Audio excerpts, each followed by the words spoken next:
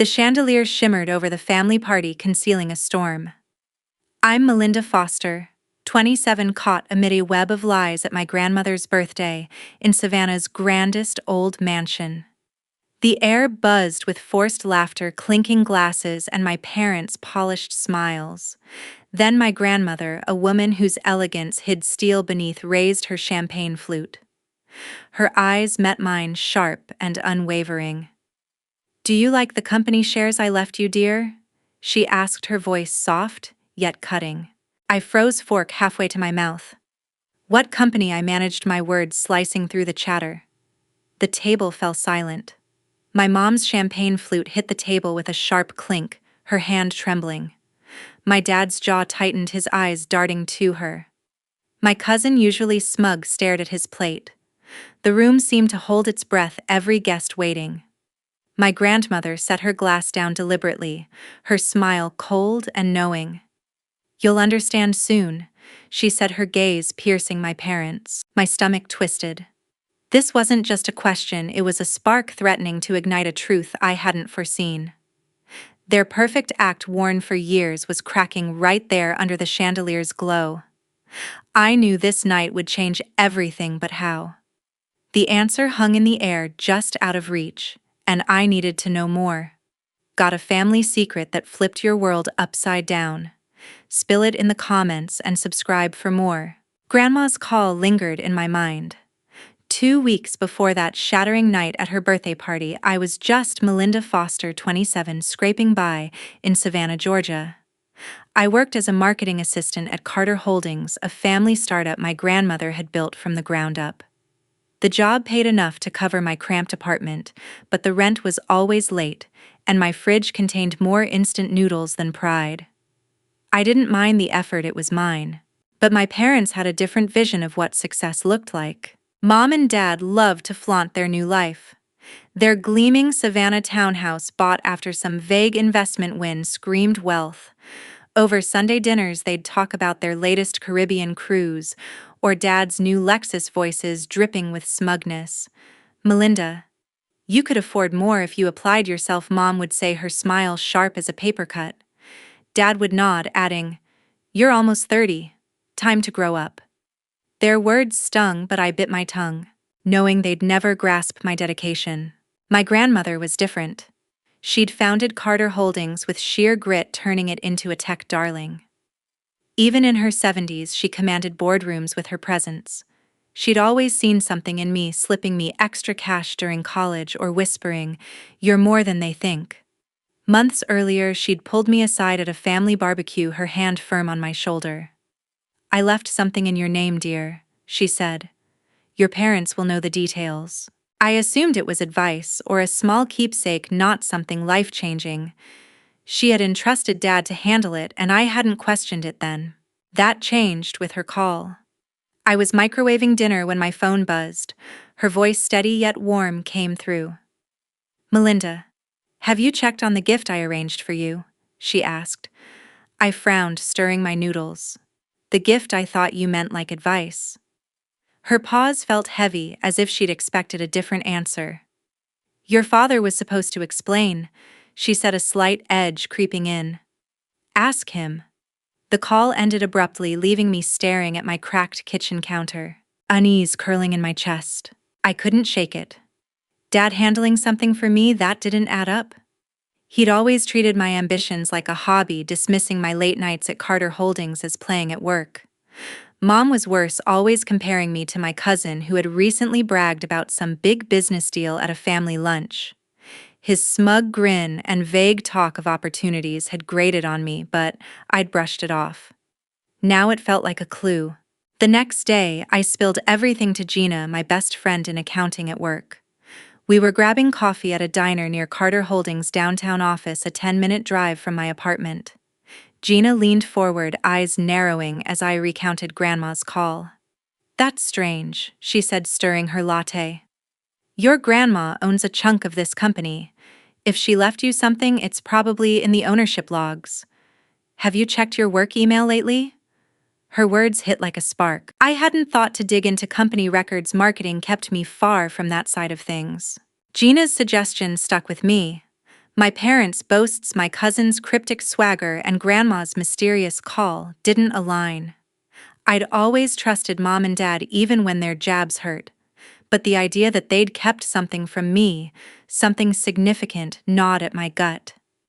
My cousin's deal felt connected, though I couldn't pin it down.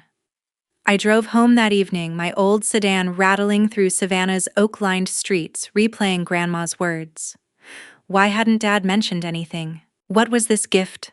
Back at my apartment, I opened my laptop, staring at the Carter Holdings email login. My fingers hovered over the keys, hesitation gripping me. If I dug into this, there'd be no turning back. But the unease was louder than my doubts. I needed answers, and that email might hold them.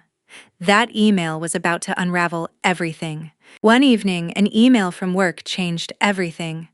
I was sprawled on my couch, laptop balanced on my knees, when the Carter Holdings notification appeared. The subject line read, "Ownership Transfer Update," and my heart skipped a beat. I clicked, expecting routine company news, but the words hit like a punch. A major share transfer had been finalized, and my name was nowhere in the document. My grandmother's words from her call echoed something about a gift in my name.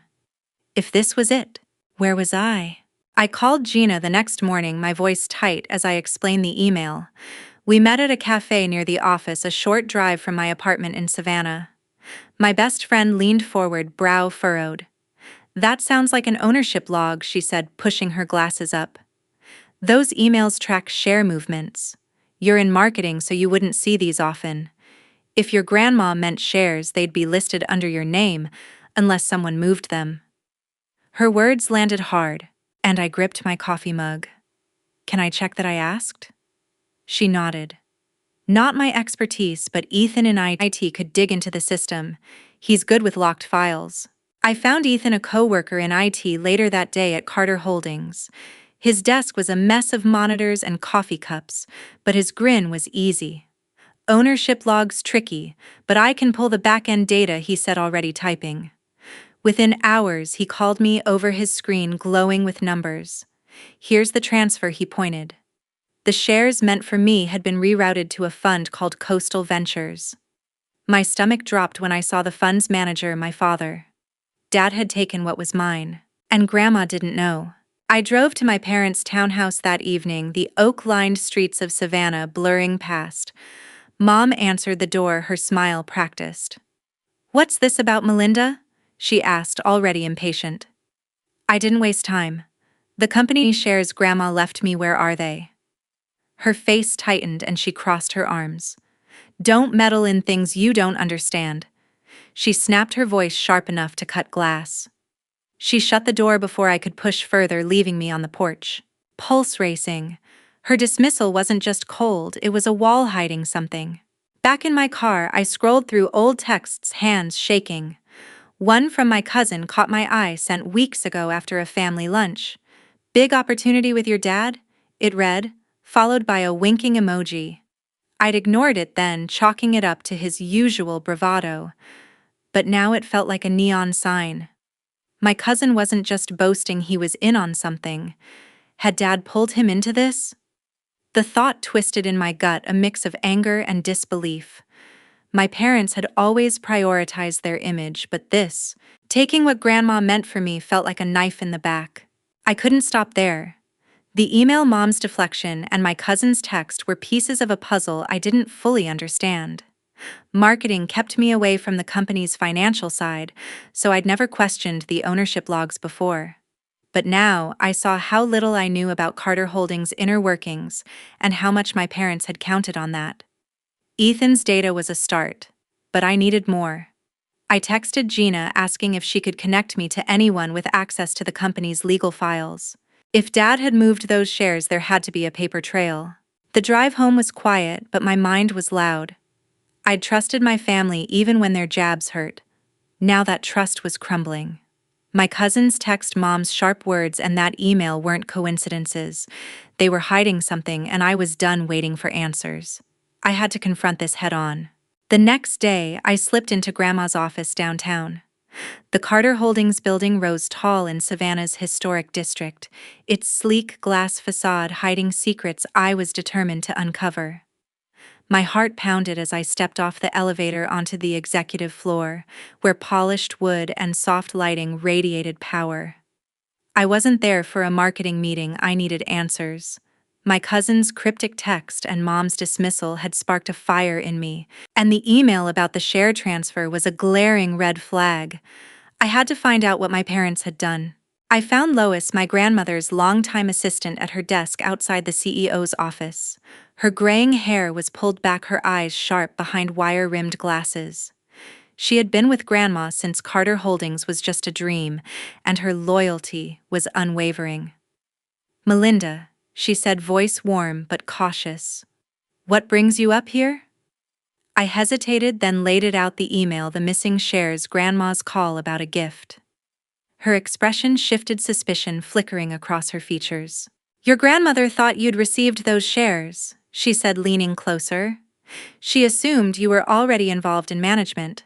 My breath caught. Management. I'm barely scraping by in marketing. Lois pressed her lips into a thin line, glancing at the closed office door. "Your parents were supposed to handle the transfer," she said, tone clipped. "I've had doubts about them for years." She walked to a filing cabinet and pulled out a thick folder. "Look at this," she said, sliding it across her desk. The pages were stamped with legal seals, detailing a share transfer from Grandma's estate to me, except my father's signature sprawled across the authorization redirecting the shares to his fund, Coastal Ventures. I stared at the document, hands trembling. Dad had signed away what was mine, and Grandma didn't know. The betrayal burned a raw ache in my chest. Lois watched me, her eyes softening. "I didn't want to believe they'd do this," she said quietly. "But I've seen too many whispers between your parents and that fund." I nodded, barely hearing her. My mind raced.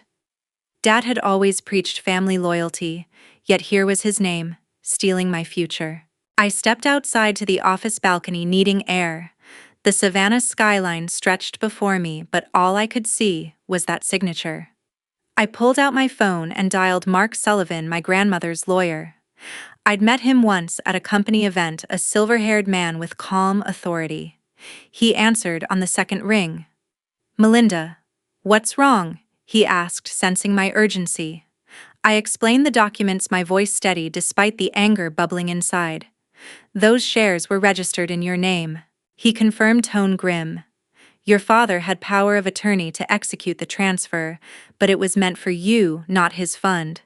This is a breach of trust." I gripped the balcony railing, metal cool under my palms. Mark's words were a hammer smashing any doubt. My parents hadn't just kept a secret, they'd stolen from me. I thanked him and hung up my mind, already turning to Grandma's birthday party.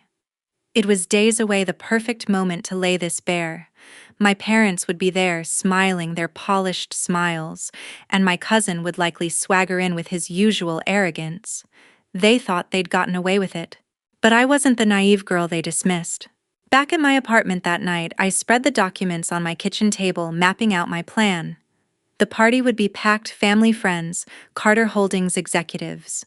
Grandma deserved the truth, and I'd make sure it came out. I wasn't just fighting for shares. I was fighting for what was right. My anger surged, but I forced it down, channeling it into focus. I'd confront them where they couldn't hide, where their lies would unravel in front of everyone who mattered. I called Lois again, asking for copies of the documents to bring to the party. She agreed without hesitation, her voice firm. "Your grandmother built this company for people like you," she said. "Don't let them take that away." Her words stuck with me, a reminder of what was at stake. I wasn't just facing my parents, I was facing their greed, their belief that I'd stay silent. They were wrong. As I packed the papers into my bag, my resolve hardened. The party was my chance to expose them, to show Grandma what they'd done. I could see their faces. Mom's forced calm, Dad's stammered excuses, my cousin's smug grin faltering. I'd keep my cool, let the evidence speak, and watch their facade crumble. Justice wasn't just a word, it was my goal, and I was ready to claim it. The truth was closer, and I wouldn't let it slip. After work, Gina and I met at a quiet coffee shop. The place was a cozy hole in the wall a few blocks from Carter Holdings, its warm lights a stark contrast to the storm brewing inside me. I slid into the booth across from my best friend, the folder from Lois burning a hole in my bag. "I've got proof," I said, my voice low as I pushed the documents toward her. My father signed away the shares Grandma intended for me. Gina's eyes widened as she scanned the pages, her fingers tracing his signature. "This is serious, Melinda," she whispered. "You can't let this slide." I nodded, jaw tight. The papers confirmed my fears. My parents had taken what was rightfully mine, and Grandma was unaware. Gina leaned back, expression soft but resolute. "You have to confront them," she said. "At the party in front of everyone. Your grandmother deserves the truth, and you deserve those shares." Her words were a lifeline, pulling me from the anger threatening to consume me. She wasn't just a friend, she was my anchor, keeping me grounded when all I wanted was to scream. Back at my apartment, I searched through my laptop for anything I might have missed. That's when I found an old email thread buried in my cousin's chatty messages to the family. He had sent it to my father months ago, the subject line a bland business update. But the content stopped me cold. "Thanks for the heads up on the fund, Uncle Richard. That profit split will clear my student loans fast." My heart sank. My cousin wasn't just a bystander, he knew about the share transfer and stood to benefit. His debts were no secret, but this. It was a deal with my father, and I had been left out. I fired off a text to him, fingers shaking. "What's this about you and Dad's fund? Did you know about my shares?" His reply came quickly, too casual. "Not your business, sis. Stay out of it." The dodge was as good as a confession, igniting a fire in me. My cousin's smug tone, the same he used at family lunches, made my blood boil. He thought he could brush me off just like Mom had, but I wasn't backing down. The next morning, I called Lois, my voice steady despite the knot in my chest. "I need more evidence," I told her. "Anything linking my cousin to this." She didn't hesitate. "Meet me at the office after hours," she said. "I have access to the internal logs." That evening, I drove back to Carter Holdings, the Savannah streets, quiet under a fading sunset. Lois waited in her office, a stack of printouts ready. "These are transaction records," she explained, pointing to highlighted lines. "Your cousin received payments from Coastal Ventures, small, but consistent. They started right after the share transfer." The numbers stared back at me, undeniable. My father had looped my cousin into his scheme, using Grandma's company to settle his debts. Lois's face was grim. "I've watched your parents sideline you for years," she said. "This crosses a line." Her support fueled me, but as I drove home, a different weight settled in. My family was unraveling: Mom's cold dismissal, Dad's signature, my cousin's greed.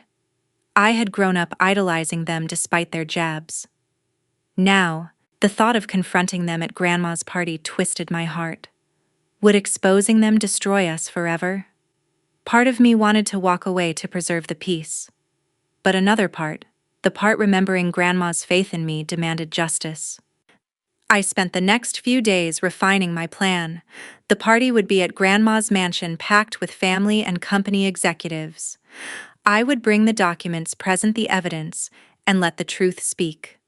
Lois promised copies would be ready, and I rehearsed my words, imagining my parents' faces when I called them out.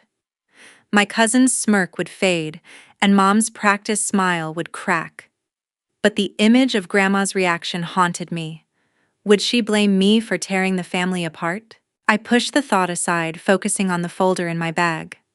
This wasn't just about me, it was about what she had built. Late at night, I sat on my couch, the documents spread out like a map of betrayal. Anger surged, but so did grief. I had spent years trying to prove myself to my parents, to show I was more than their immature daughter.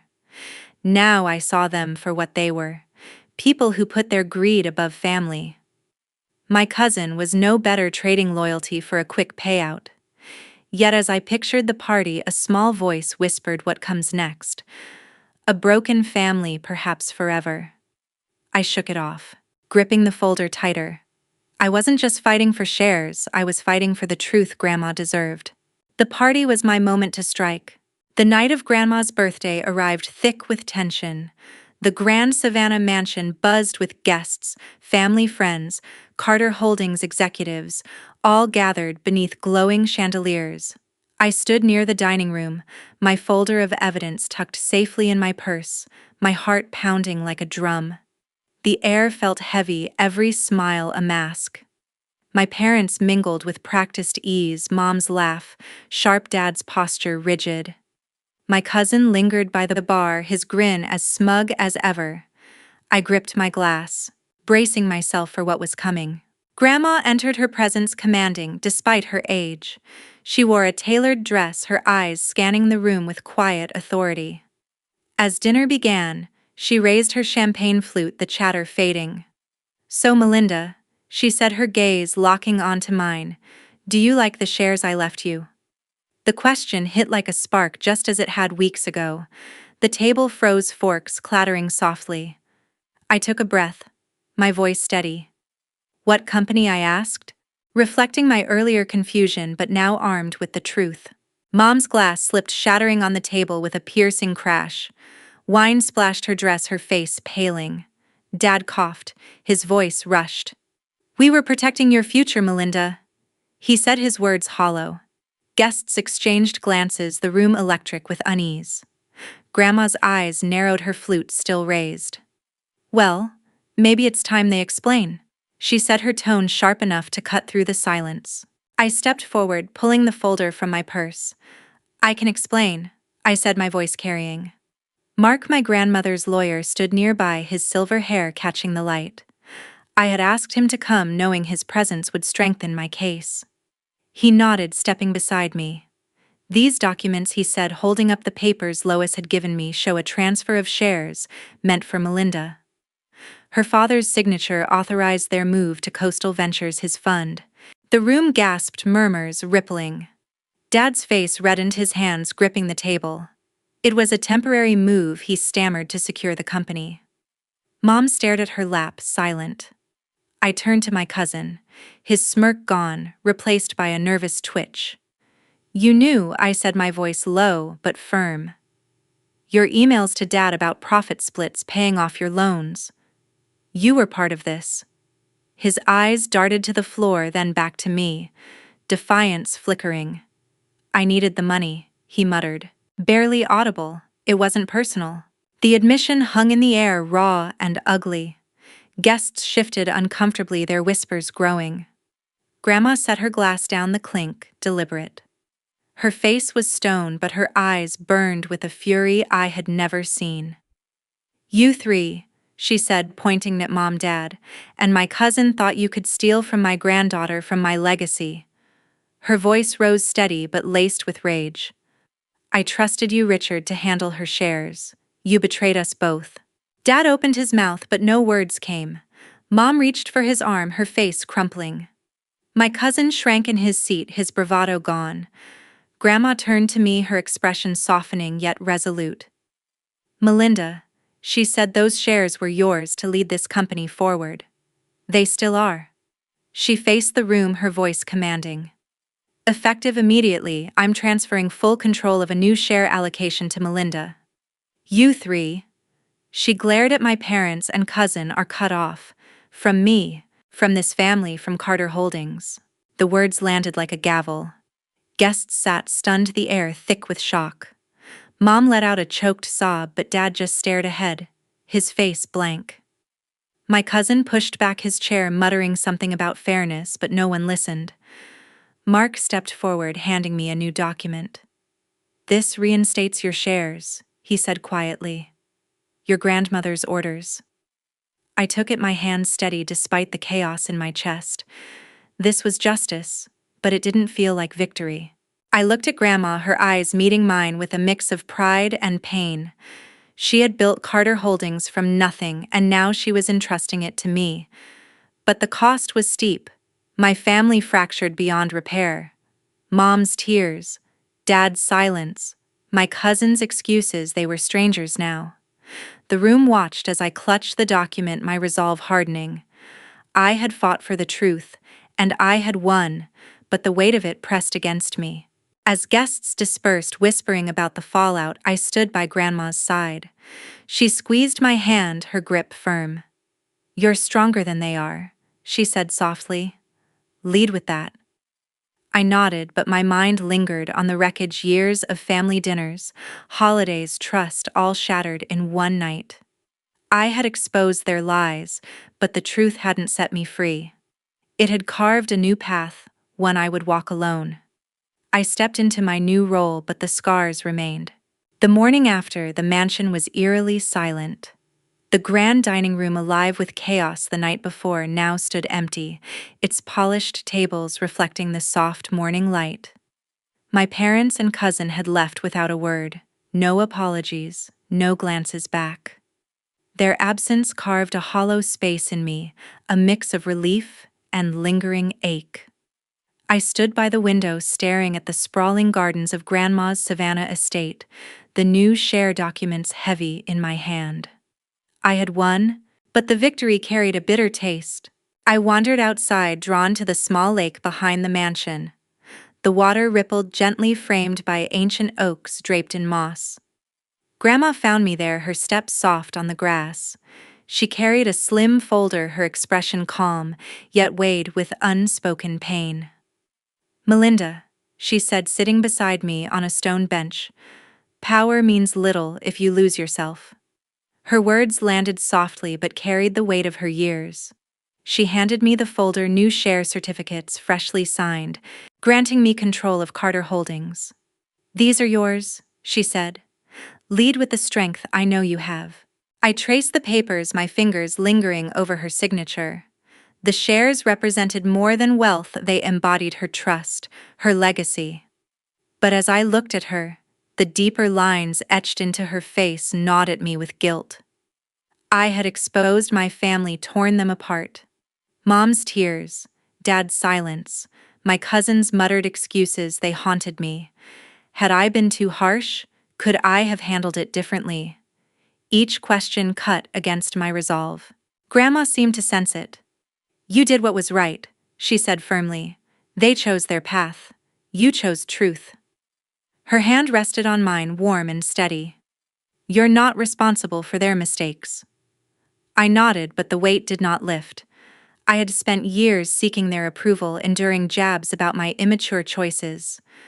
Now they were gone, leaving me both free and tethered to the wreckage. News of the scandal spread quickly. Savannah's tight-knit business circles buzzed with gossip. My parents' names, once respected, now whispered with disdain. Their investment deals dried up, invitations to elite galas vanished. Dad's Coastal Ventures Fund, once a rising star, was shunned by partners wary of his ethics. Mom, who had thrived on social status, retreated from public view, her absence from charity boards noted in hushed tones. I learned all this through colleagues at Carter Holdings, each rumor a reminder of the cost of truth. My cousin faced his own reckoning. His hopes of a cushy role at Carter Holdings evaporated. Grandma's decree ensured he would never set foot in the company. I discovered from a mutual friend that he had taken a low-paying job out of state, his debts still looming. Part of me pitied him, remembering his boasts about big opportunities. But pity faded when I recalled his email to Dad, trading my future for his gain. He had made his choice just like my parents had. Back at my apartment, I spread the share documents on the table, staring at the numbers that now defined my role. Carter Holdings was mine to steer, a chance to honor Grandma's vision. Yet every time I closed my eyes, I saw Mom's crumpled face, Dad's blank stare. Had I pushed too hard? Had publicly exposing them been cruel?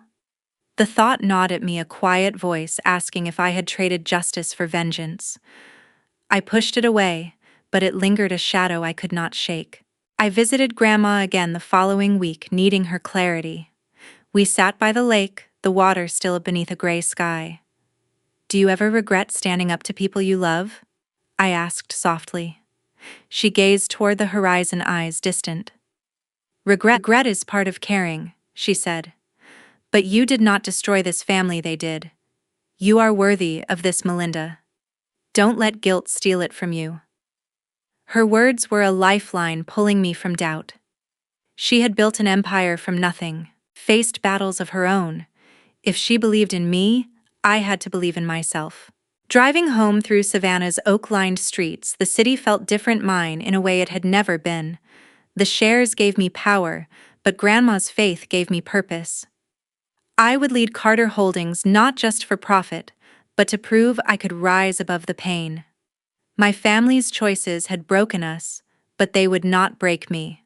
Still, the ache of their absence followed a reminder that freedom came at a cost. I had my future, but the past lingered. Days later, I walked into Carter Holdings' main office. The sleek glass doors parted, revealing the executive floor, where I had once felt like an outsider. Now, I belonged. I crossed the polished hallway, my heels clicking with purpose, and entered the corner office. My office. A polished desk gleamed under soft light, and on it sat a brass plaque engraved with my name, Melinda. I ran my fingers over the letters, a quiet thrill pulsing through me. This was no longer my grandmother's domain or my parents' battlefield. It was mine. I sank into the leather chair, the weight of the past week settling around me.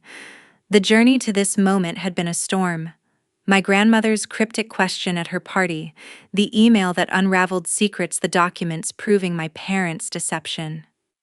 I had stood up to them, exposed their lies in front of everyone, and watched my family fracture. My cousin's greed, my mother's silence, my father's excuses, they had all crumbled under the truth. Yet sitting here, I did not feel triumphant. I felt transformed. The view outside stretched across Savannah's historic district rooftops, framed by ancient oaks. I had grown up in this city, tied to the Carter name, always chasing approval I would never earn. My parents had seen me as a pawn, my cousin as a rival. But I had trusted my instincts, something deeper than their expectations, and it had led me here. The shares my grandmother entrusted to me were not just power, they were proof that I could carve my own path. Trust your instincts over family ties, I thought. That lesson was etched into every step of this fight. Under my leadership, Carter Holdings began to shift. I met with department heads, my marketing background guiding bold campaigns that drew new clients. The company's stock climbed, whispers of my parents' scandal fading as our results spoke louder. Colleagues who had once dismissed me now listened, their nods a quiet acknowledgement of my place. I poured myself into the work, late nights blending into early mornings, each decision a brick in the legacy I was building. This was not about erasing the past, it was about claiming the future. Yet as the company thrived, my thoughts drifted to what I had lost. My parents had not reached out since the party, their absence a cold void. I had heard through colleagues that they had left Savannah, their reputations in tatters. My cousin was gone too, chasing jobs far from the city's judgment. I wondered if they hated me, if they saw me as the one who had torn us apart. Guilt crept in at quiet moments, whispering that I had been too harsh, too unforgiving. Had I fought for justice or for pride? The question lingered unanswered. I pushed back against it, focusing on the office around me. The plaque on my desk was a reminder not of victory, but of choice. I had chosen truth over loyalty to a family that had never truly seen me. My grandmother's words by the lake echoed, I was worthy. She had believed in me when I doubted myself, and that faith anchored me now. I was not just leading a company, I was proving I could stand alone. One evening, I stayed late reviewing a new contract. The office was quiet, the city lights twinkling beyond the window. I leaned back, my eyes catching the plaque again. It was not just a name, it was a declaration. I had spent years tied to the Carter legacy, defined by my family's expectations. Now I was free, not because I had won, but because I had chosen myself. Trust your instincts over family ties was not just a lesson, it was my truth, hard-earned and undeniable. This story, I realized, was not about shares or scandals. It was about finding strength in your own voice, even when it costs you everything familiar. For anyone listening, the value is clear. Your instincts are your compass, truer than any bond that demands you shrink. I had lost my family, but I had gained myself. As I looked out over Savannah, the city no longer felt like a weight. It was my home, and I belonged here not as a Carter heir but as Melinda whole and unyielding. I ran my hand over the plaque with my name no longer a Carter heir but my own person. If you have ever been told that setting boundaries makes you selfish, please remember this. Protecting yourself does not make you a bad person. Sometimes the people closest to us are the ones who make us question whether we are allowed to say no, ask for more, or choose a different path. But you are allowed to say no. You are allowed to protect your future. You are allowed to want more for yourself without feeling guilty for it. There is a difference between being selfish and respecting your own worth. Being selfish means ignoring the needs of others for personal gain. Self-respect means recognizing that your needs, your peace, your dignity, and your future matter too. Melinda's journey reminds us that family does not give anyone permission to cross every boundary. Love does not require silence. Loyalty does not require you to accept dishonesty. And forgiveness does not mean you must remain in a situation that continues to hurt your sense of self. Taking care of yourself is not the opposite of loving others. In fact, it is one of the foundations of healthy relationships. When you understand your worth, you can love without losing yourself. You can give without being taken for granted. You can walk away without needing revenge. And you can begin healing without waiting for someone else to admit they were wrong. If you have ever had to create distance from someone you loved, or if you have learned to choose yourself after years of putting everyone else first, we would truly like to hear your story. Share it in the comments. Your experience may give someone else the courage they need today. If this story spoke to you, please take a moment to like this video, subscribe to the channel, and explore more stories in the description. Thank you sincerely for staying with us until the end. And remember, protecting your peace is not selfish, it is necessary to become whole again.